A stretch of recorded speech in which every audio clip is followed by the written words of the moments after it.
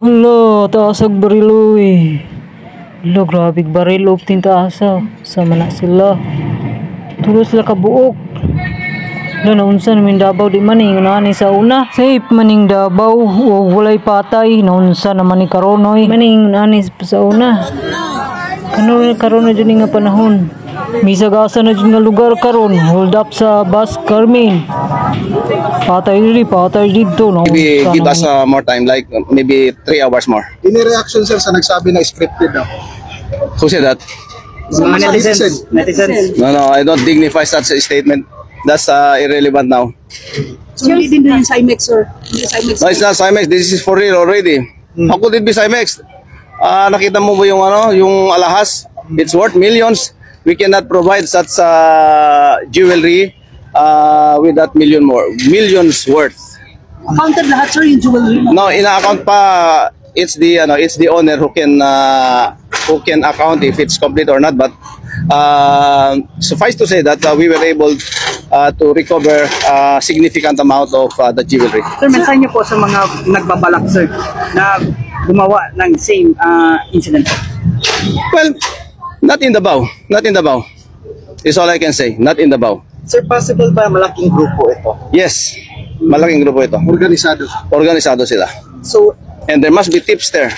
Very accurate yung very accurate yung mga actions nila. Sir, bakit gano'n na lang sila katapang so in broad daylight na pumasok Wala pang helmet. nasa main dalawang street angkas pa ng sila. city? Gano'n sila. Ano ang gusto mong isagot ko sa bakit matapang sila? I cannot answer for them, but give me in the number of days, heads will roll. Yung tatlo, sir. Yes. That two remaining. It can be more. oh. Pero possible sir na ganito rin ang kanilang modus sa ibang mga lugar. It can be. That's a possibility. Sir, wala bang natanaw ko karon sir nga angle sir nga ay sorry po. Wala po ba nga tawag diyan yung angulo po na dito sa nangyari na inside job? It can be inside job. Everything is possible. Lahat ng it's too early to make conclusive statements now. Ang sinasabi ko sa inyo ay mga open-ended na mga statements. Give us more time para i-investiga pa para mabigyan namin kayo ng mas accurate na information. Ngayon, we are backtracking the identities of the suspect and the suspects themselves. Alam na namin yung mga pamilya nila. Secured na namin yung mga families of the suspects at we will give I hope that we can give you significant progress reports regarding this robbery incident. So, ano yung profile ng suspect, sir, yung nahuli, sir? May mga previous na record siya? It's still ongoing yung investigation sa identity niya. We know the identity already. May mga verifications na rin kami dun sa firearms nila. So please give us more time. Pupunta ako dun sa venue mamaya para tumulong dun sa follow-up operation. Sir, taga-Davao po ba yung grupo po na umatake? No, hindi ko pa magbigay yung specific answer with that.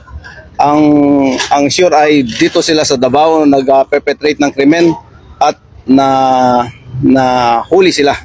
Not all of them, but it's a good accomplishment kasi maganda yung reaction ng Task Force Davao and the DCPO.